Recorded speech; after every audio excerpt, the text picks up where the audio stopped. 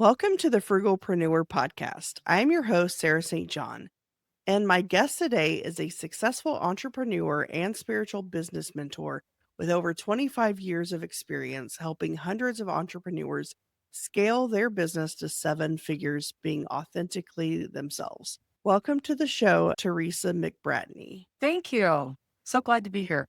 I'm glad to have you. So I gave a little bit of background on you, but I'd love to hear more about how you got into this area of entrepreneurship. I started a business with my partner in business and my partner in life. And we had a very successful business and we ran that for like over 20 years. So I have the entrepreneurship in my blood. It's just how I live, it's who I am.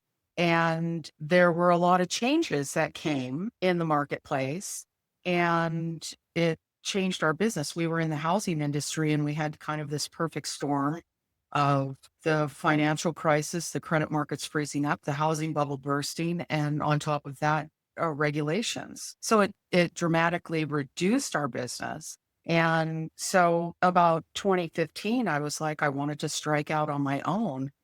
And the thing with the previous business was that it never really was me. It wasn't who I was. It was his idea. He knew the market and he had the idea.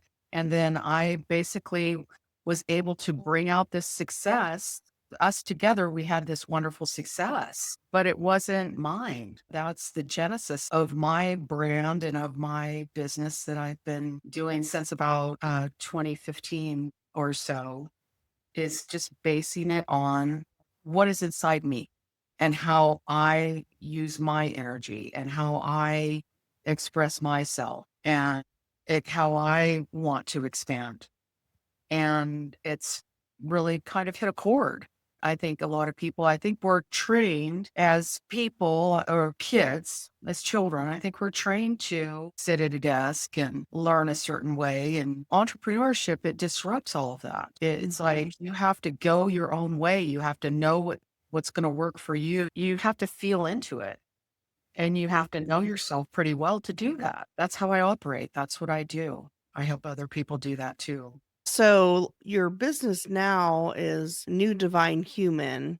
Can you explain how that coincides with entrepreneurship? Because it's more about how your soul is a big part of your business and things like that. I'd love to hear more about that kind of thing. Sure.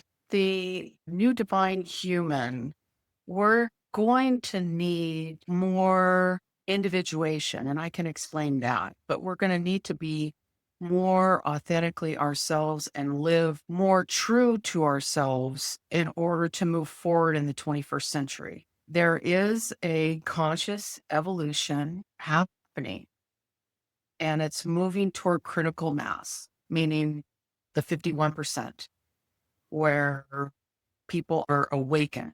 It's going to require that we do business in a different way. It's going to require that we be fully ourselves, true to ourselves. And plus, that's the most efficient way to do it.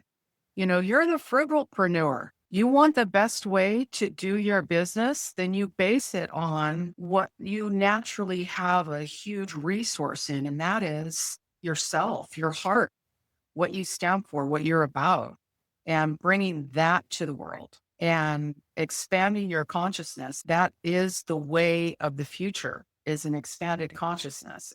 We're all in it together. It's not me against you. We're in it together. And so what I do, it contributes to the whole. And that is the new divine human.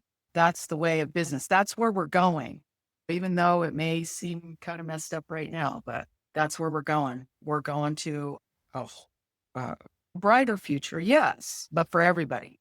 Can you explain more what you mean as far as like what we're headed towards and all of that? My spiritual teachers, they taught about awakening. And awakening is a state of being where we are connected to ourselves. And in that, then we are connected to the whole. What happens is the more people that become connected to themselves that aren't running on programming and conditioning, but they are truly in the moment, that they do things that are aligned with themselves and they have fulfillment and they are connected to other people and the communities and the collective. As that happens, it expands consciousness. It expands consciousness of humanity. And it sets us free. It sets us free from any kind of trap or enslavement, or I don't want to get heavy in terms of like conspiracy or cabals or matrix or anything like that. We are exponentially expanding our consciousness as humanity. That is where we're Mm. going. It's coming along really nicely. And it's more that humanity can focus on this beautiful thing that we call life. And my spiritual teachers taught about 2025 that we would be approaching critical mass, that 51%. In human design and gene keys, which I study and use in my work, I find it's very supportive of the spiritual awakening and of people really bringing in a quality of consciousness that is important for them to live their life, do what they're here to do. You will achieve the greatest fulfillment. So, but human design and gene keys, they mark a time of 2027, which, when you're looking at cosmic timelines, you know, it's 25 and 27, they're pretty close. So there's things that Mhm. are lining up and an expansion of consciousness and evolution of consciousness is underway. And it's being ushered in.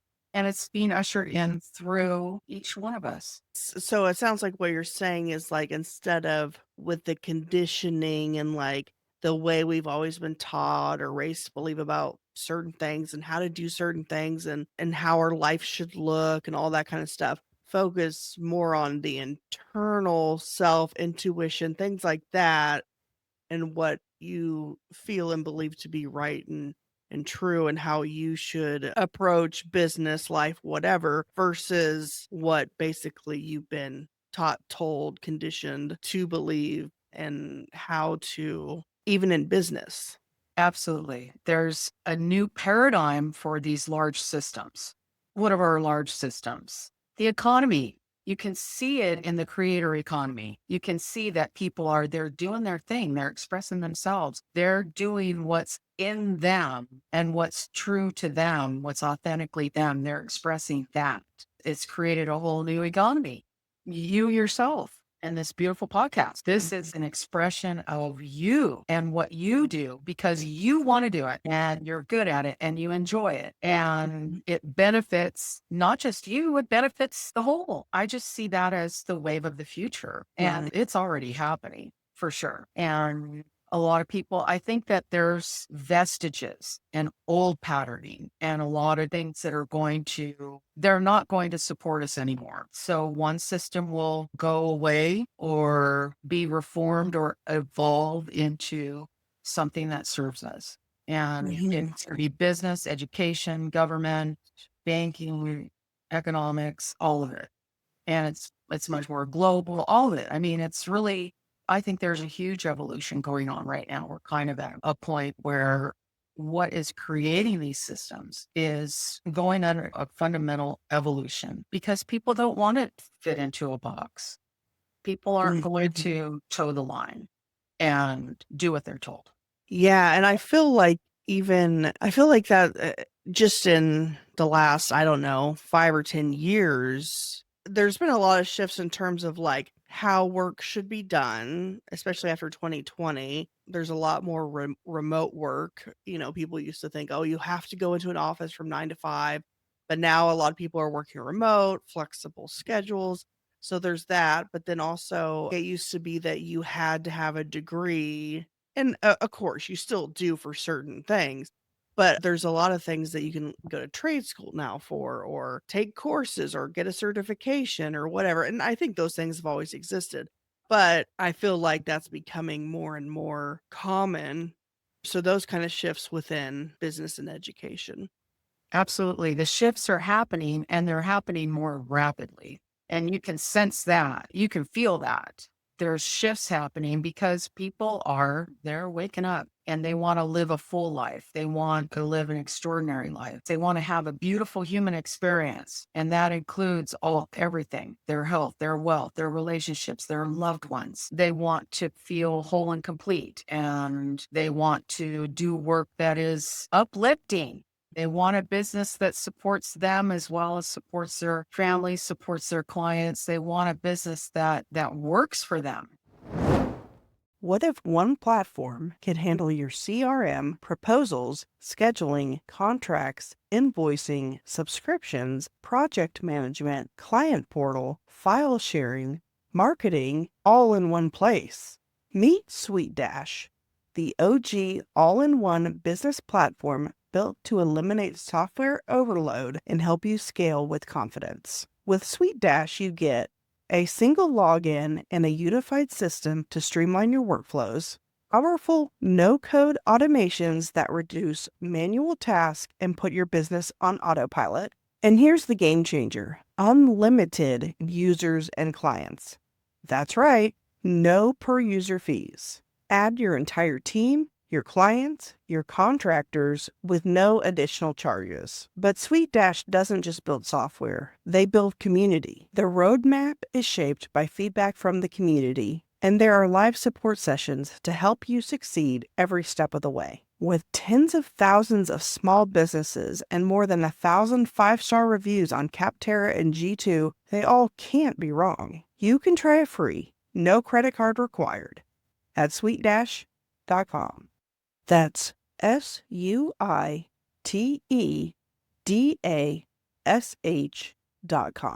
SweetDash.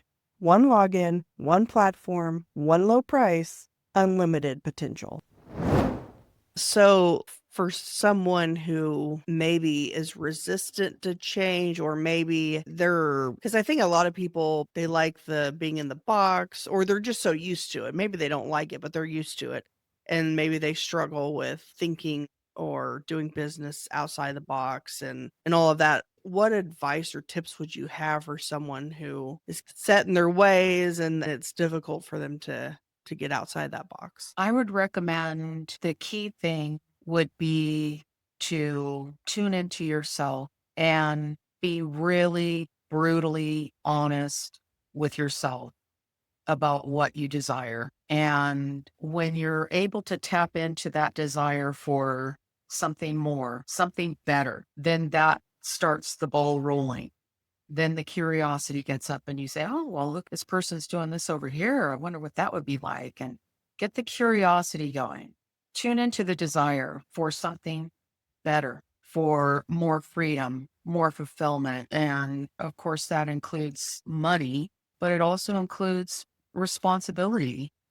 A lot of what happens is that we're conditioned to turn over our power to the school, the employer, and then we end up creating businesses where we're turning our power over to the business. Sometimes we're turning our power over to the spouse or to things that are outside of us. So I would spend the time daydreaming. I would spend the time saying, what is it that I truly want? And you can do that through just noticing what kind of gives you a little lift, what gives you a little turn on in outside life. It's like, oh, wow, look at that piece of art, or listen to that person. That really gets me going. So you understand what's making you tick, and you understand what is meant for you through your desires. I would totally get in touch with desires. That is how I started my first business. I didn't start my first business with a strategy or a plan or how it was going to come out that way.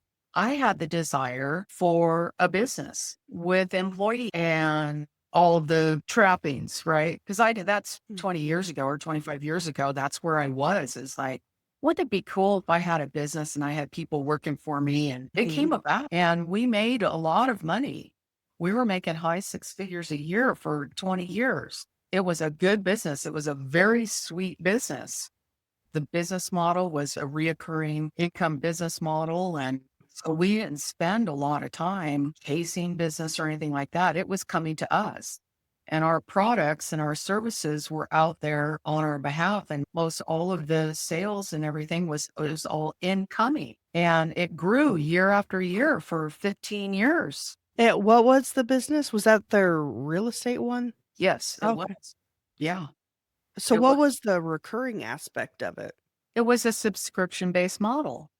Okay. So we had large real estate, mortgage, and title teams. We did their marketing. We wrote and distributed housing economic newsletters on their behalf that they personalized. It wasn't exactly pre-email, but it was pre-Facebook. I'll tell you that much. So we Mhm. ended up like building a proprietary email marketing platform to deliver our products.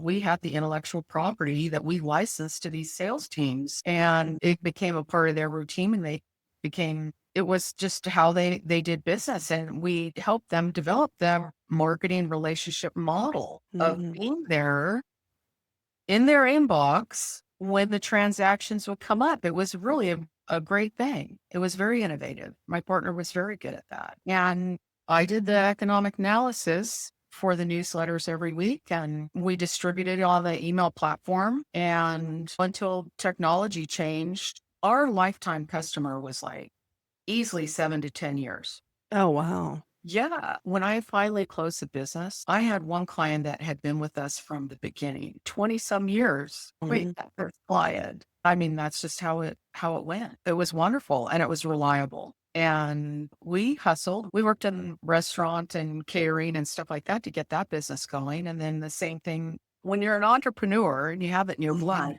of course you're Mhm. gonna bootstrap. And I mean, that's just the way you do it.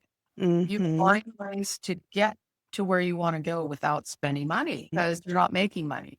So my recommendation would be to come into an understanding of your desires. But I would also, and I've always done this all my life, set up an income stream that supports you, that doesn't take all of your energy. So when I was a student, I would work nights in a restaurant and I would study and do what I wanted during the day. I had my own schedule during the day, and then I would work at night. And then I would go out after shift and play a little, play pool or darts or something. Yeah, so I'm curious, when considering that the business was doing so well, making so much money, how or why you decided to close it? Well, we actually took quite a hit to our income following the financial crisis, which was Oh. 2008. And we were able to maintain six figures in that business through about 2015 or so. And Mhm. it was like, okay, the writing's on the wall. I'm going to have to do something else. And my partner was having health issues, and it was like the business was not growing. Things Mhm. changed radically in the market, regulations, the market changed, and technology moved on. If you don't have the money to invest in technology, technology is going to move on. So I maintained it for a while. I maintained it to be able to turn it into something, turn not it, but to create something new, to create a new business. And so I started in 2015 of like, okay, what do I want to do? And I knew how to do the business stuff. I knew Mhm. how to start a business from scratch, create something from nothing, bootstrap it. I know how to do all of that. And so what I was missing, the piece that I was missing was, what do I want to do? What is going to be like my stamp? I had worked with a partner for all those years. So you talk about Mhm. conditioning, he was kind of the inspiration and I was kind of the get it done. I had to find what it was that I wanted to do and what I could help people do the best. So it was a deep dive for me. Mhm. And I had the time to really explore that self discovery and what are my gifts and what is my purpose and what am I here to do? All the deep life questions. And I had a lot of luxury of time to look into that and to discover myself. Now I'm able to bring that to people in a much more condensed time frame of where they can just go on that journey of self discovery and look at what are their gifts, what are they here to do, and how, I mean, they could be in a business right now that more than likely they're already using their gifts. And it's a matter of the perspective of saying, this is how I'm using my gifts right now. So where do I Mhm. want to go? That's how it was. I was definitely we were on purpose and using our gifts without even knowing it in a lot of ways. We were Mhm. doing what was natural to us and our energies together just worked. And I was able to, he had never had success before he met me. And we got together later in life and he had tried Mm. many different things. But us together, I was able to help draw that success out of him. And so that's my intention with my business now is it's not really about me. It's about drawing that success out of other people and having them tune into who they are, their gifts, their purpose, their true desires, not the desires of others or outside family or husbands or wives, or a lot of times Yeah. we're doing stuff. And I know I did. I did for years and years. It was all about making something happen, facilitating someone else's dreams. I think your story about seeing the writing on the wall with the financial collapse and how it impacted real estate and all that, I think that's an important lesson in recognizing and being able to pivot. I had an online travel agency that was doing pretty well, but then 2020 happened. All my bookings got canceled. And the thing is, if you're a travel agent, you don't actually get paid anything until the person completes their travel. So I had done all this work to, like, get all these bookings and all this stuff, but, like, then everyone's travel got canceled, so then anyway, so I decided I had already started a podcast a year prior to 2020 and decided, "Okay, I'm gonna close the agency and just start doing the podcast thing." Now, granted, the travel industry is obviously, I mean, I don't know if it's back to what it was before 2020, I don't know that, but I know it's obviously better than it was, but I wasn't sure how long is this gonna take to recover. I'm not gonna be able to get any bookings for months at least, and so I think it was the right decision to make given the situation. So I think that's a good thing to quality to have as an entrepreneur, to know when to hold them and know when to fold them. I guess, I don't know. Yes, absolutely. Absolutely. But you can see that disruption in these large systems in your experience. And yes, as an entrepreneur, I think that knowing when to cut your losses and always follow what's working for you. Always follow that easy path of like, oh, this is kind of because trying to force something, it's just not going to work. It's just Mhm. not. And especially when there's outside forces that you have absolutely no control over, you have to go, okay, what's working for me? Well, you had already put a seed together of something that Mhm. you wanted to do, of like, hey, this is cool. I'll just do this. We'll see what happens. And now, I mean, look at the trajectory and the success and everything that you have from this because you took a chance. So yeah, Mhm. entrepreneurship, you gotta take a risk, but take a calculated risk. Yeah, exactly. Take a calculated risk and Mhm. go with what's working and go where you think you might be interested. Or let's check this out. You don't want to Mhm. start with you don't want to start with a strategy. You want to implement strategies after the fact. And I can get very, very strategic, but you have to find what works first. And when you find what works, it's like, okay, how can I scale it? How can I do it more efficiently so that my profits go up? How can I get more people on board or whatever it is that you're wanting to do? How can I duplicate myself to do the work instead of working on the business? Then I can work instead of Mhm. working in the business, working on the business, those types of things. That happens after you strike the gold, after you Mhm. have something that's working, that's the market's showing a demand for. Mhm. Yeah, exactly. Well, awesome. Well, I appreciate your time today and coming on and sharing some insight. And where is the best place for people to reach you? I know before we started, you had mentioned email.